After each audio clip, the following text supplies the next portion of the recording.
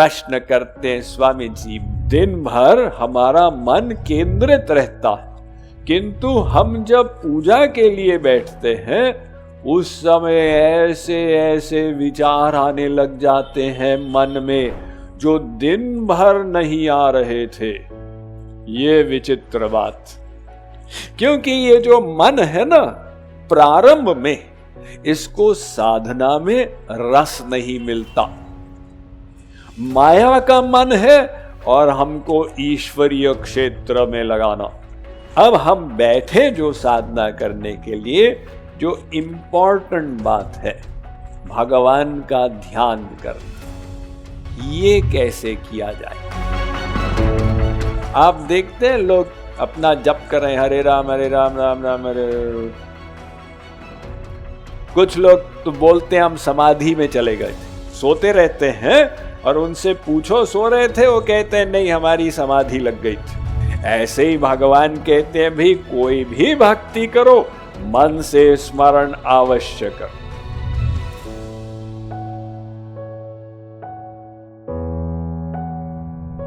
ये साधन भक्ति कैसे की जाए, इस पर जरा विचार करें। स्वामी जी हमको कितने समय के लिए साधना करनी चाहिए? शास्त्र का नियम है कि 2 घंटे अपने समय का 10वांश निकालें, अपने धन का 10वांश निकालें। भगवान ने जो दिया उसमें से 10वांश निकाल दो, दान कर दो, वरना जैसे पानी अगर बहता नहीं है तो सड़ जाता है, बीमारी उत्पन्न करता है, ऐसे यदि दान से धन की शुद्धि नहीं की तो फिर वो धन कोर्ट केस और डॉक्टर की फीस में सब बर्बाद होगा। तो अपने धन का 10वांश निकाले और अपने समय का 10वांश निकाले। भगवान ने 24 घंटे दिए, उसमें से आप 2 घंटे का समय भगवान के लिए निकाल दीजिए। अब कुछ लोग कहते हैं साहब 2 घंटे कैसे निकालेंगे, हम तो प्रतिदिन यहां से जाते हैं भुवनेश्वर सर्विस के लिए, फिर वापस आते हैं, अठगढ़ जाते हैं इत्यादि, तो टाइम ही नहीं मिलता। तो हमारे विचार में वर्तमान काल के जीवन शैली में आप 1 घंटा निकाल लीजिए, लेकिन 1 घंटे के लिए आप एक प्रतिज्ञा कर लीजिए कि मैं अवश्य प्रतिदिन साधना करूंगा। एक ऐसी प्राण पर्यंत प्रतिज्ञा। और यदि आप कहें नहीं स्वामी जी आपने तो बोल दिया, हमने सुन लिया, हो गया, ऐसे नहीं होता है। मात्र बोलने से, सुनने से नहीं काम बनता है। देखिए आज जब सत्संग मिला सब लोग प्रेरित हो गए, लेकिन वो प्रेरणा रहेगी नहीं। जैसे सत्संग खत्म हुआ, यदि आपने ठोस कदम नहीं लिया, वो प्रेरणा कमती होती चली जाएगी। फिर अगले वर्ष यदि स्वामी जी का प्रवचन निकट में हुआ, किसी ने कहा भाई वो स्वामी जी फिर से आ गए मुकुंदानंद। मुकुंदानंद कौन? मुकुंदानंद सब भूल भाल गए। अब आप ये तो आशा नहीं कर सकते।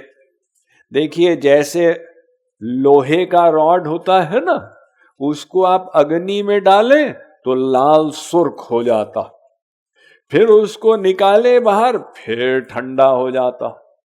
इसी प्रकार से सत्संग मिला, हम प्रेरित हो गए, सत्संग खत्म हुआ, फिर उत्साह डाउन चला गया। अतः एक प्रतिज्ञा करनी होगी कि हम प्रतिदिन अवश्य साधना करेंगे। और जो लोग कहते हैं टाइम नहीं मिलता, वो बहुत भोले हैं। किसके लिए टाइम नहीं मिलता? साधना के लिए टाइम नहीं मिलता। अच्छा, बाकी सब कुछ के लिए टाइम मिलता? हाँ, बाकी सब कुछ के लिए टाइम नहीं मिलता। ये देखिए, शरीर के लिए 24 घंटे, आपकी अपनी आत्मा के कल्याण के लिए 1 घंटा भी नहीं निकलता। टाइम नहीं है ऐसा नहीं, आपने उसके महत्व को समझा नहीं। जब समझ जाएंगे तो टाइम ही टाइम होगा। ये 1 घंटे में हम क्या करें? कौन से आसन में बैठें, किस तरफ मुख करें? देखिए, हम आपको भक्ति साधना बताने जा रहे हैं। ये भक्ति साधना में सहजता है। आप किसी भी आसन में बैठे, महर्षि पतंजलि ने भी योग दर्शन में लिख दिया, स्थिरम सुखम आसनम। भाई इतना ही है, सुख पूर्वक बैठो और स्थिर बैठो, क्योंकि मन को लगाना है। अगर घुटने दर्द करते हैं तो ठीक है, कुर्सी पर बैठ जाओ, लेकिन इतना अवश्य करो कि सावधानी पूर्वक बैठो जब साधना के लिए बैठो। वरना कोई कहेगा स्वामी जी ने तो बोला मन को साधना करनी है, तो ठीक है फिर हम लेट के साधना कर लेते। अब यदि आप लेट के साधना करेंगे तो 5 मिनट के अंदर आप निद्रा देवी की गोद में पहुंच जाएंगे। क्योंकि ये जो मन है ना, प्रारंभ में इसको साधना में रस नहीं मिलता। माया का मन है और हमको ईश्वरीय क्षेत्र में लगाना, तो वो मायिक मन को भगवान के क्षेत्र में जबरदस्ती लगाना पड़ता, वरना उसको रस नहीं मिलेगा प्रारंभ में। इसीलिए आप देखते हैं लोग अपना जप कर रहे हैं, हरे राम राम राम हरे। कुछ लोग तो बोलते हैं हम समाधि में चले गए थे, सोते रहते हैं, और उनसे पूछो सो रहे थे, वो कहते हैं नहीं हमारी समाधि लग गई थी।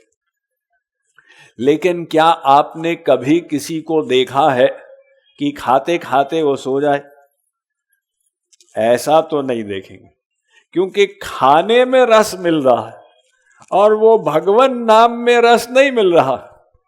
तो इसीलिए शास्त्रों ने कहा, ब्रह्म सूत्र एक बना हुआ है, अचलत्वम चापेक्ष।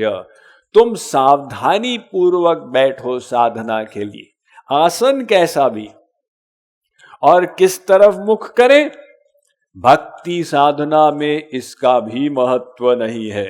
प्रभु व्यापक सर्वत्र समाना, भगवान चारों तरफ एक समान व्याप्त हैं। अब अष्टांग योग की साधना हो, वो थोड़े नीचे स्तर की है, वहां पर आप ये सब देखेंगे। लेकिन भक्ति साधना में प्रेम ते प्रकट हो ही भगवाना, मात्र भगवान से प्रेम करना है। तो इसलिए किस तरफ आप मुख करते इसका भी महत्व नहीं है। तो किस समय साधना करनी चाहिए स्वामी जी? श्रेष्ठ होता है सुबह का समय, उसको कहते हैं ब्रह्म मुहूर्त। सुबह का जो समय है, सूर्योदय से 2 घंटे पहले से लेकर सूर्योदय तक, ये ब्रह्म मुहूर्त का समय। उस समय वातावरण शांत है, लोग अभी उठे नहीं है या उठ ही रहे हैं, कोई डिस्टरबेंस नहीं है, वायुमंडल शुद्ध है, एवं आप भी सो के उठे तो आपका मन खाली है। उस खाली मन में आप आसानी से भगवान को भर सकते हैं। किंतु जैसे दिन बीतता जाएगा, आपका मन भी भरता जाएगा, बेटे का चिंतन, बेटी का चिंतन, पति पत्नी का चिंतन। जितना मन भरता चला जाएगा, उतना ही आपको बाद में भगवत ध्यान करने में समस्या होगी। इसलिए सुबह का समय सर्वश्रेष्ठ बताया गया, ब्रह्म मुहूर्त यानी भगवान का मुहूर्त। किंतु यदि कोई कहे साहब हमको सुबह टाइम नहीं मिलता, तो ठीक है, शाम को कर लो, रात को कर लो। अथवा कोई कहे साहब हम आधा सुबह कर लें, आधा शाम को कर लें, जैसी आपकी सुविधा, आप अपनी दिनचर्या को उसके अनुसार बना लीजिए। अब हम बैठे जो साधना करने के लिए, जो इंपॉर्टेंट बात है भगवान का ध्यान करना, ये कैसे किया जाए? देखिए, जैसे बच्चों की वार्षिक परीक्षा होती है, तो इंग्लिश, उड़िया, हिंदी इत्यादि में अक्सर ऐसा क्वेश्चन पेपर आता है, निम्नलिखित 10 प्रश्नों में से कोई 4 प्रश्नों का उत्तर दे दो, किंतु पहले प्रश्न का उत्तर देना अनिवार्य है।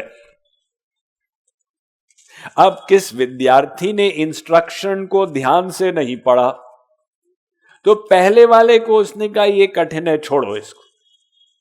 जो कंपल्सरी था उसको छोड़ दिया, वो फेल हो गए। ऐसे ही भगवान कहते हैं भी कोई भी भक्ति करो, मन से स्मरण अवश्य करो। Mind management, life transformation, power of thoughts आदि प्रेरणादायक एवं आध्यात्मिक वीडियोस के लिए सब्सक्राइब करें स्वामी मुकुंदानंद हिंदी यूट्यूब चैनल को और बेल आइकन को अवश्य दबाएं ताकि आपको ये वीडियोस मिले सबसे पहले।